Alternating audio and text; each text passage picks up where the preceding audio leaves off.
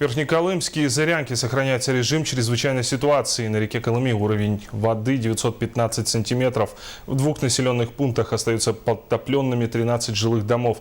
В Зырянке работает оперативная группа МЧС. Накануне туда прибыл председатель комиссии по чрезвычайным ситуациям Анатолий Скрыбыкин. Вчера вечером и весь сегодняшний день в Верхнеколымске и Зырянке работал заместитель председателя правительства республики Анатолий Скрыбыкин. Накануне он встретился с жителями села Верхнеколымск, а сегодня провел расширенное совещание комиссии по чрезвычайным ситуациям.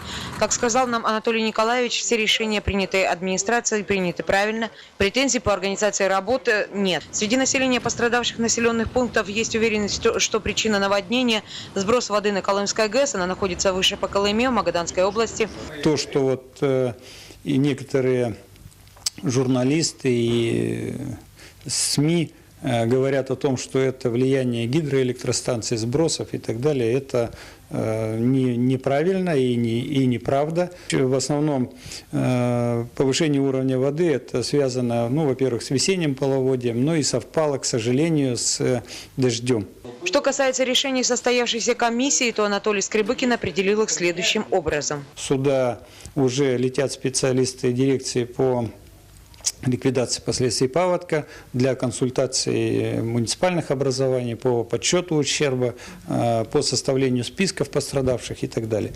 Вот, наверное, это один из самых главных вопросов. Наталья Ломанова, Александра Данилова, НВК «Саха», Зырянка.